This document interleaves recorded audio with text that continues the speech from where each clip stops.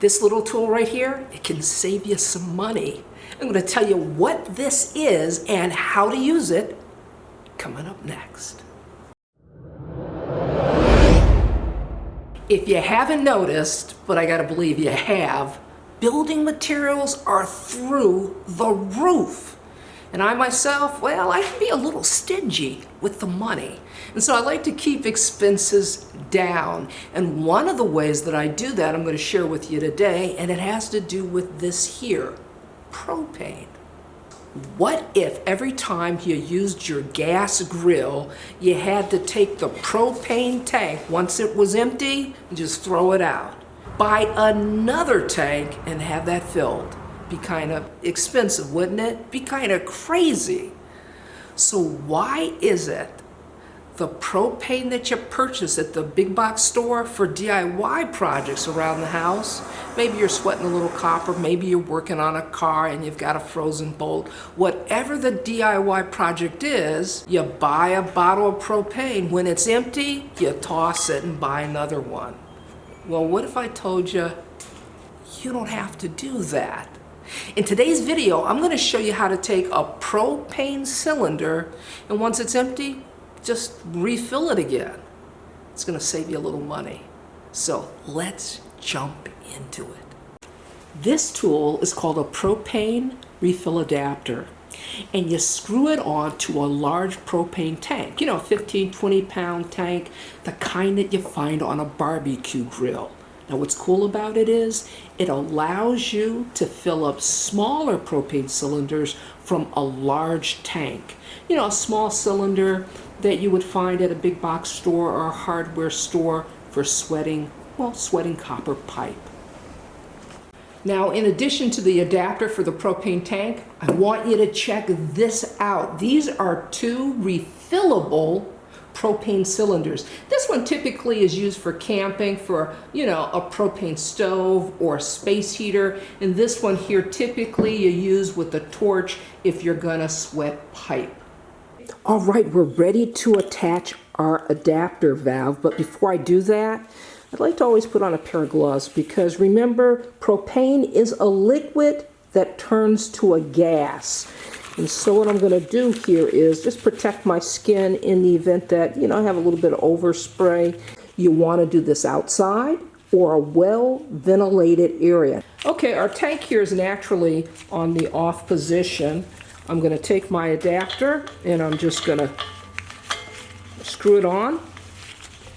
And I'm going to make certain that it's hand tight.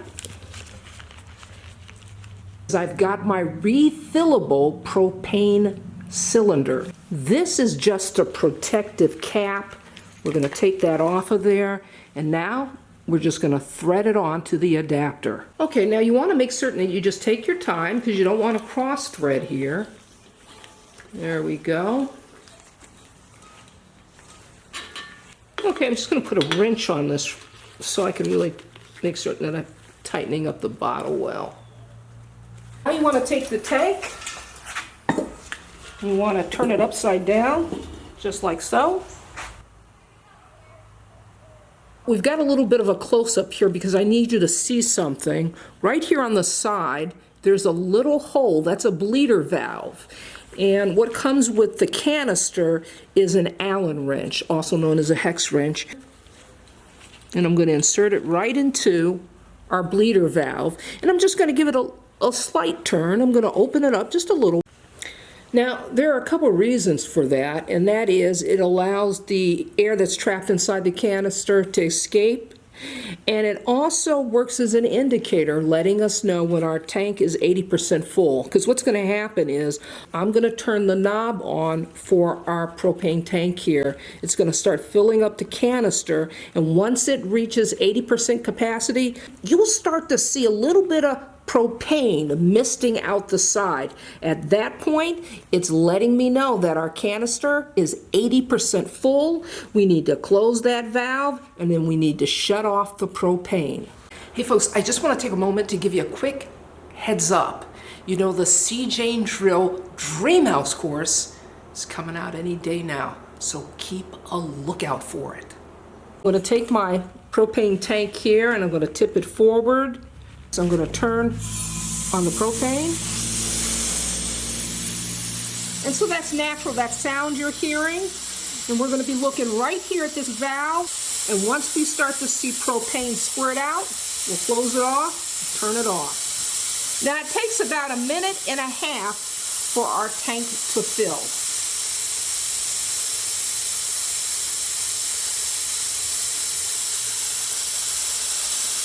Okay, there we go. Now it's time for us to close that off, turn it off.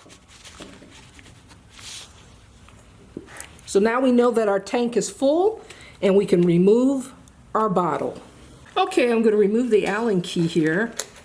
And now I'm going to remove our bottle. Now there will be a little bit of residual gas left, so as I unscrew it, you'll see a little bit of propane escaping. Now here's the thing. You want to stand off to the side. You don't want to be in the direct path of it, and you really want to make certain that you're wearing gloves. Okay, I'm going to just take a pair of pliers to hold this tight while I unscrew the bottle. There we go.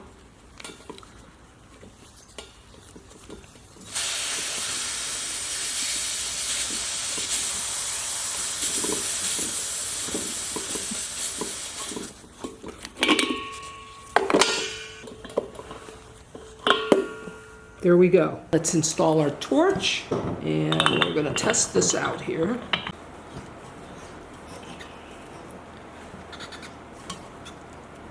Hand tight. I'm also going to check for leaks. I've got some soapy solution here. I'm just going to squirt our solution. And what we're going to look for is we're just going to look for bubbles, and that's an indication that gas is escaping and you don't have a tight seal. But I'm not seeing any small bubbles, so we're good to go. Let's pull the trigger.